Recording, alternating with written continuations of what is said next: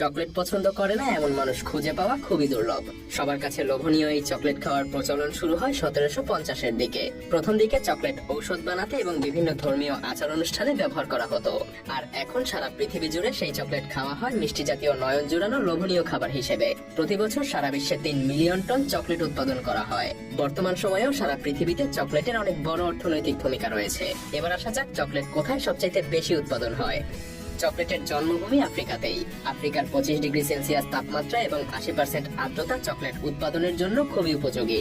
আফ্রিকার ঘানা সহ বিভিন্ন এলাকায় প্রচুর পরিমাণে চকলেট উৎপাদন করা হয়। প্রাচীন মায়ান সভ্যতার সময়ও চকলেট খাওয়া হতো। আর মায়ানদেরও কিন্তু আদি নিবাস ছিল আফ্রিকা এবং আমেরিকাতে।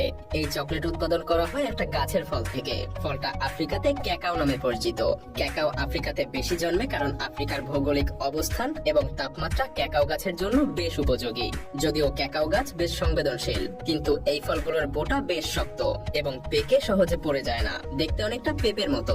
তাছাড়া এই গাছের ফলগুলো একটার পর আরেকটা জন্মে, এজন্য সহজে এরা গাছ থেকে পেকে পড়ে যায় না। এক একটা ফলে প্রায় 40টার মতো বীজ থাকে। চকলেট উৎপাদনের প্রক্রিয়ার শুরুতে ক্যাকাও ফল গাছ থেকে সংগ্রহ করা হয়। এগুলোকে গাছ থেকে সংগ্রহ করার পর কৃষকেরা মাটিতে বসে নিজ হাতে ক্যাকাও ফল থেকে বীজ আলাদা করে। ক্যাকাও ফলের বীজ সাদা রঙের এবং এর খোসার ভিতরটা খুবই আঠালো অবস্থায় থাকে। প্রতিটা ফলে প্রায় 40টা আঠালো বীজ থাকে। ক্যাকাও ফলের বীজ কৃষকেরা নিজ হাতেই সংগ্রহ করে থাকে। মজার ব্যাপার হলো এই আঠালো বীজ একত্র করার সময় একবারও মনে হবে না যে এগুলো দিয়ে আসলে চকলেট বানানো যায়। ফল থেকে বীজ আলাদা করার পর এগুলো ফার্মেন্টেশন বক্সে রাখা হয়। 3 থেকে 9 দিন পর্যন্ত ফার্মেন্টেশন বস্তায় বীজ পাতার সাহায্যে ঢেকে রাখা হয়। এর কারণে বীজে থাকা সমস্ত রকম ব্যাকটেরিয়া দূর হয় এবং বীজের আসল কালার চলে আসে।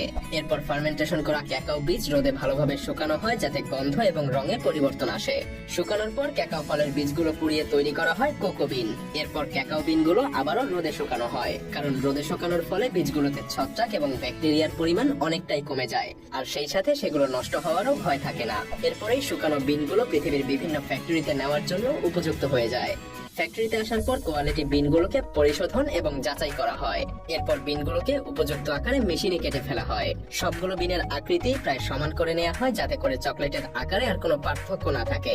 এরপর বিনগুলোকে মেশিনে রোস্ট করা হয়। ফোল্ডিং মেশিনে রোস্ট করার কারণে বিনে থাকা পানির পরিমাণ 7% থেকে 1%-এ নেমে আসে। এরপর এই বিনগুলোতে প্রায় 3000 প্রকারের কেমিক্যাল ব্যবহার করে 30 মিনিট থেকে 2 ঘন্টা ধরে রোস্ট করা হয়।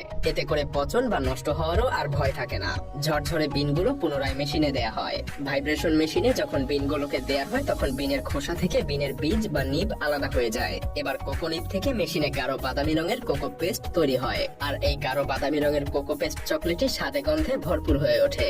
এই কোকো পেস্ট তৈরির সময় এর ঘনত্ব এবং স্বাদে অনেকটা অ্যালকোহলিক ফ্লেভার আসে। এটাকে বলা হয় chocolate liquor. Alcoholic chocolate liquor থেকে তেল এবং চর্বি আলাদা করে ফেলা হয়। এরপর চকলেটের বাকি অংশ গাঢ় বাদামি রঙের রূপ নেয়। তেল চর্বি আলাদা করার পর শুধুমাত্র কোকো পাউডার পাওয়া যায়। আর এই ঘন কোকো পাউডার আলাদাভাবেও বাজারজাত করা হয়। কোকো পাউডারের সাথে আগে থেকেই আলাদা করা চকলেট লিকার, চর্বি, মধু এবং গুঁড়া দুধ মিশিয়ে বিভিন্ন ফ্লেভারের চকলেট তৈরি করা হয়। চকলেটের এই বিভিন্ন উপাদান মেশানোর এই মিশ্রণকে ভালোভাবে মেশিনে স্মুথ করা হয়। এরপর মোল্ডে ঢেলে ঠান্ডা করে বিভিন্ন আকৃতি এবং ডিজাইন দেওয়া হয়। তবে তার আগে ফাইনাল চেক করা হয় যে চকলেটে কোনো রকম বুদবুদ বা এয়ার বাবল আছে কিনা, কারণ এয়ার বাবল থাকলে চকলেট ভেঙে যায় আর সহজেই নষ্ট হয়ে যায়। আর এরপরেই বিভিন্ন ডিজাইনে চকলেট তৈরি করা হয়। এরপর এগুলোকে ফয়েল এবং প্যাকেজিং করা হয়। প্রতিটা চকলেট বার প্যাকেজিং করার আগে অ্যালুমিনিয়াম ফয়েলে মোড়ানো হয়। আকারে চকলেট ছোট হলেও প্রতি বছর আফ্রিকা চকলেট থেকে প্রায় $50 বিলিয়ন আয় করে, যা তাদের দেশের অর্থনীতিকে দিন দিন চাঙ্গা করে তুলছে। সারা বিশ্বে সারা বছর ধরে প্রচুর পরিমাণে চকলেট বিক্রি হয়, আর চকলেট পেলে খুশি হয় না এমন মানুষ খুঁজে পাওয়া মনে হয় সম্ভব না।